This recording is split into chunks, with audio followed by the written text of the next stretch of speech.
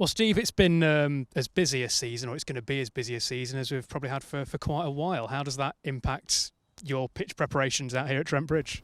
Well, at the beginning of the season, we do a pitch plan. So far, we've not changed the pitch.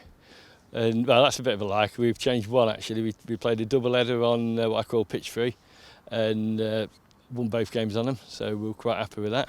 And so far, I mean, everything's going to plan. Does that sheer volume of cricket this year make it more difficult? I mean, Trent Bridge isn't the biggest outfield in the world to be preparing pitches on, I suppose.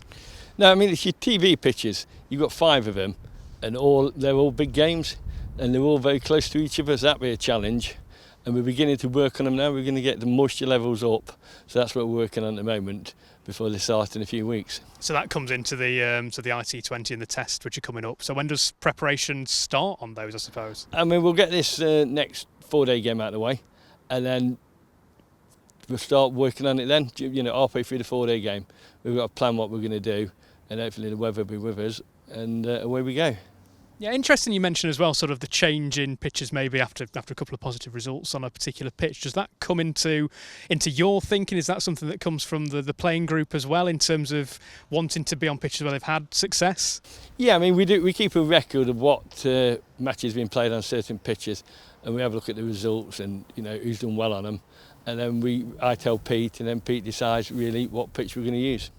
Now we're obviously right in the heart of the T20 season at Trent Bridge at the minute, a ground that's become famed for its big scores. Do things like the reputation of Trent Bridge in particular formats sort of influence how you prepare a pitch out here?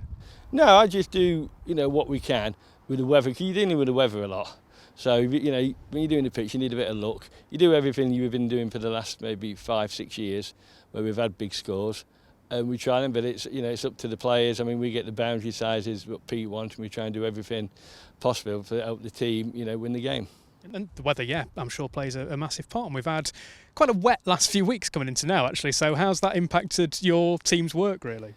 It's hard. I mean, when it's wet, it makes it really difficult. But the problem with that, the main bit is covered up. So once it starts raining, we have to go out and water. You have to take the covers off and water the bit that we need watering, but you know, all umpires, the minute it starts raining, needs everything covering up. It makes it hard work for us. Does that kind of rain influence the kind of pitch you are able to produce, really? Yeah, because I mean, with the most cricket squares, moisture is the key. If you get moisture into the square, you know, happy days. But if it dries out, it takes a long time to start, you know, getting the moisture back down to about 4 or 5 inches to what we can start working with. And when it comes to preparing pitches for games out here, what is your relationship like with the guys up in that home dressing room? Oh, it's good. I mean, especially this year because we're winning games.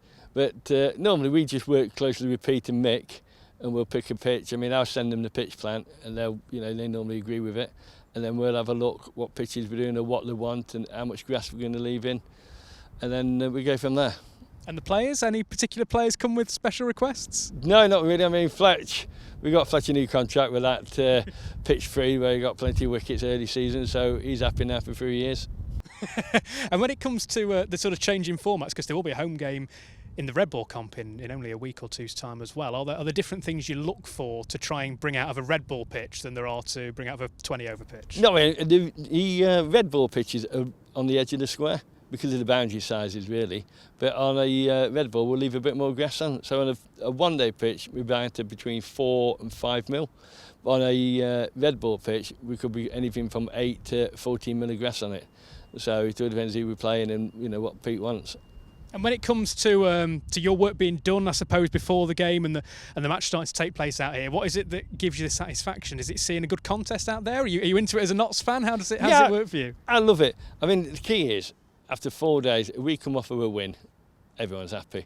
Pete sends a couple of beers out for the boys. That makes it well worth it. And it's a Notts win, isn't it? No matter what the pitch is, if we win, everybody's happy.